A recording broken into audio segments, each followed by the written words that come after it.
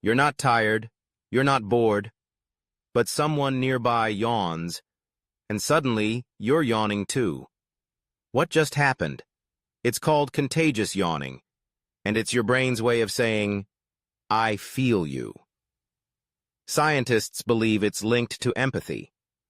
When we see someone yawn, our mirror neurons fire, the same ones that help us understand emotions.